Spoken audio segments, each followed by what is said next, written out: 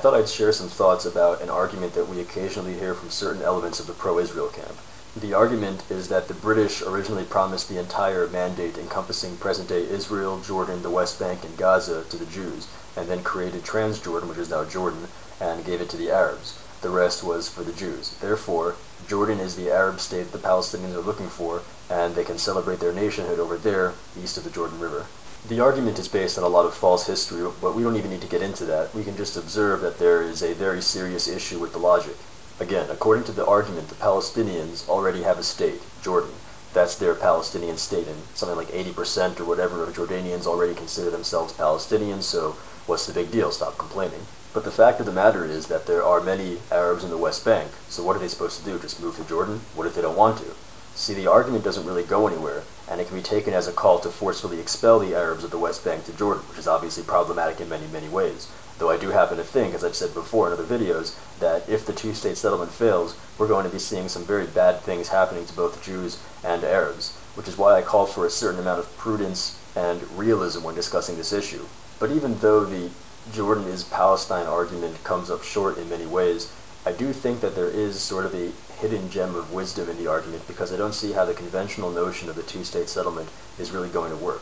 I don't see how Palestine is going to be the Singapore of the Middle East if it's supposed to exist in the overpopulated and underage Gaza Strip and the West Bank, a resource-poor, landlocked piece of dirt that's going to apparently be flooded by millions of Palestinian refugees who have been living in conditions created by the UNRWA that I think have drained them of the necessary determination to build a productive civil society. I know that sounds bad, but I hope people who have watched my videos know by now that I try to tell it like it is. The early Zionist movement was basically a collage of various socialist organizations and accompanying youth movements, enshrining selflessness, labor, discipline, organization, and all with the glue of this sentimental notion of national rebirth, all the characteristics that were necessary for creating a functioning, productive civil society and economy.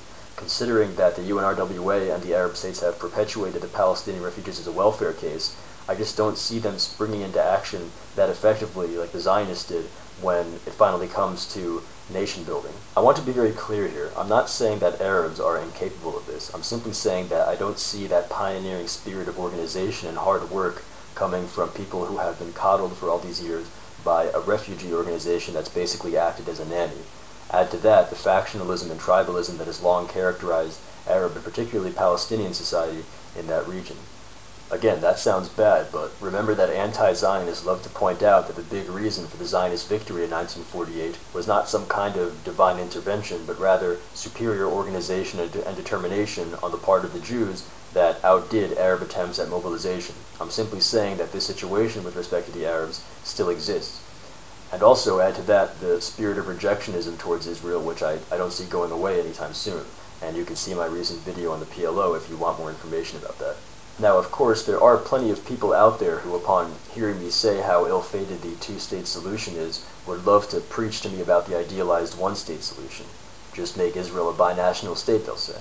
Now, I can make a whole mini-series of videos on why the one-state solution is not a good proposal right now. I'll just say that ideally, one day, all of the states in the Middle East can form one big Levantine confederation where borders are just lines on a map delineating cultural clusters. Ideally, one day, the entire Middle East will be one heavily federalized state where people can live wherever they want, and there's a lot of cooperation and productivity and no war or anything like that. But that's just not where we are right now. Partition needs to precede anything that resembles binationalism, because you need that cool-off period. You need there to be a period in which there's gradual business and trust and cross-cultural fertilization and security cooperation before you can have anything that even resembles binationalism. So what I'm saying to these people is no to Israelstein or Pal-Israel. I think all reasonable people understand that right now, Pal-Israel will look much more like the Balkans than Switzerland or Belgium. So where does that leave us? Well, I think that the West Bank, and also Gaza if possible, should be absorbed into already existing states, just not Israel. I think the West Bank should be a semi-sovereign province of Jordan, a state whose constituents already largely identify as Palestinians, a state with a functioning infrastructure already in place, and a state with an already standing peace agreement with Israel. It's notable, of course, that this would be a true return to the situation that preceded the war in 1967 in which Israel captured the West Bank. There are, of course, a few problems with this. First of all, it would be a setback for those Palestinians who espouse the ideas that I revealed in my video about the so-called phased plan. I listed several quotes in the sidebar of that video, and I'll read one now to illustrate what I'm talking about. By the way, you'll find the full text of this quote and the person who said it in the sidebar of this video. The Palestinian people does not exist. The creation of a Palestinian state is only a means for continuing our struggle against the state of Israel for our Arab unity. In reality, today there is no difference between Jordanians, Palestinians, Syrians, and Lebanese. Only for political and tactical reasons do we speak today about the existence of a Palestinian people, since Arab national interests demand that we posit the existence of a distinct Palestinian people to oppose Zionism. For tactical reasons, Jordan, which is a sovereign state with defined borders, cannot raise claims to Haifa and Jaffa, while as a Palestinian, I can undoubtedly demand Haifa, Jaffa, Beer-Sheva, and Jerusalem. However, the moment we reclaim our right to all of Palestine, we will not wait even a minute to unite Palestine and Jordan. So yeah, if the Palestinian national revolutionary identity is diluted by Jordan, then it's harder to carry on the war against the Jews, and that's an incentive for some to insist that this not happen. The other problem is that Jordan has actually already dealt with controlling that territory, and it led to Palestinian armed groups basically setting up a country within a country, which resulted in the bloody conflict of Black September. Here's a segment from a very good documentary on the PLO put out by Al Jazeera, link in the sidebar, and hopefully my citation and recommendation of this documentary will keep me from getting sued. Cities. Vicious street battles soon erupted between army troops and Palestinian guerrillas. Fighting for their lives, the Fedayeen put up a stiff resistance in the face of a Jordanian army bent on exacting revenge for all the humiliations it had endured at the hands of the guerrillas. Casualties mounted, with the Palestinians estimating that around 4,000 people were killed, most of them civilians. Civilians bear the brunt of urban warfare.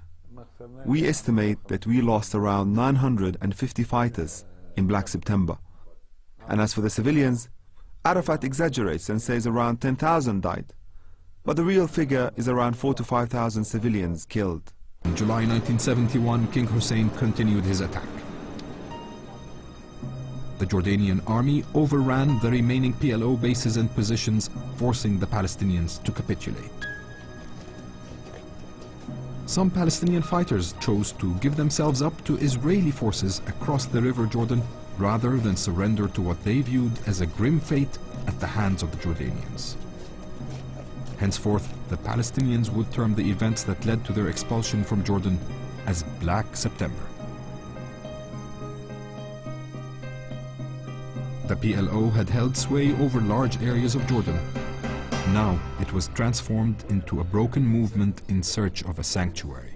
So in conclusion, I guess the main point of this video is that a three-state solution would be better than a two-state solution.